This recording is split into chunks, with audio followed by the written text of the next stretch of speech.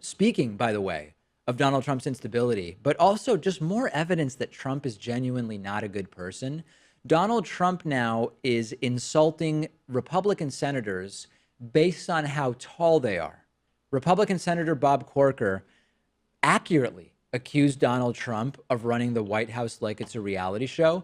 That's really not controversial, right? Trump's using Twitter as a primary means of communication. He's firing people and threatening publicly to fire people or to force them out. He's challenging cabinet members to IQ tests. He's coming up with nicknames for everybody that he deals with.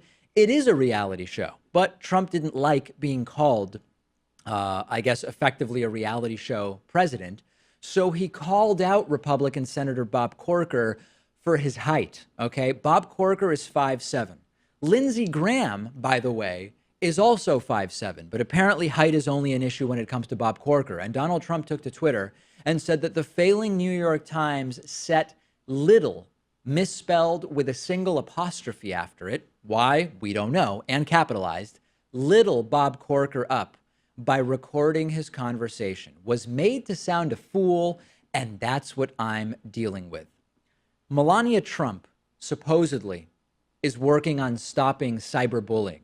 And meanwhile, Donald Trump is using social media to bully people, including fellow Republicans. Now, how do we know that Trump was referring to Bob Corker's height?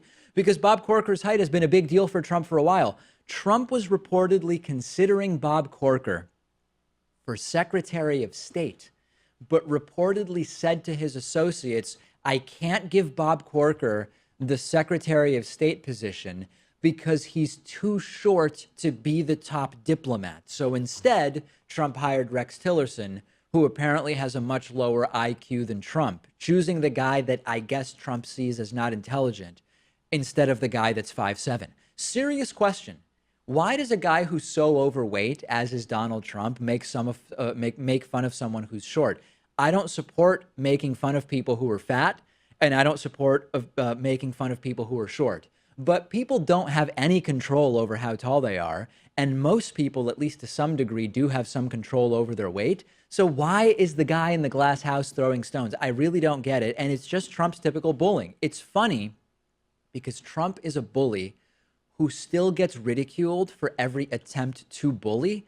But the guy is still a bully. And this type of behavior, by being normalized, sends the message that it's okay for politicians to behave this way. In other countries, when they see Trump make fun of senators for their height or make fun of journalists because of a visible physical disability that they have, in other countries, they're not falling for it. They see this and they see it for what it is, which is pathetic and embarrassing. But here in the US, the committed Trumpists see this, the ones that don't say, wait a second, this has gone too far. Committed Trumpists see this, and it actually, to them, legitimates this type of behavior. It legitimates the anti-intellectual sort of playground bully type behavior. And it confirms to them it's valid for presidents to behave this way.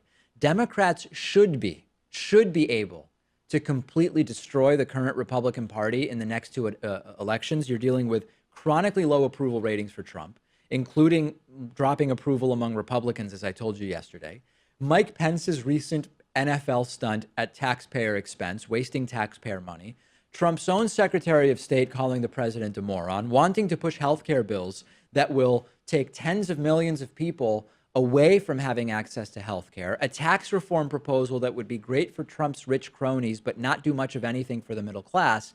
If Democrats can't capitalize on this in 2018 and 2020, it is going to be their fault. And I am very concerned that Democrats are already dropping the ball on the midterm. Send me your thoughts. I'm on Twitter at @DPakman. The show is on Twitter at David Pakman Show. We'll be back with Hatriot Mail after the break. Today's program is made possible by Wink.com. I'm totally clueless when it comes to wine, but I do know what flavors I like. So I was able to go to trywink.com/Pakman. I filled out what they call their palate profile quiz. They ask very simple questions like, how do you like your coffee? Do you like raspberries or blueberries? And after answering these questions, Wink will put together a few bottles of wine that you should like based on your taste preferences, and they get delivered right to your door. as you drink the wines and rate them on the Wink system, the Wink system learns and will continue to improve the selections that you get from them. There are no membership fees. You can skip any month. You can cancel any time.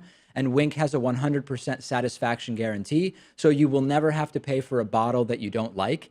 And our viewers and listeners can, for a limited time, get $20 off if you go to trywink.com/Pakman. Now that's trywinc.com/Pakman, which is Pakman, for $20 off. That's trywink.com/Pakman.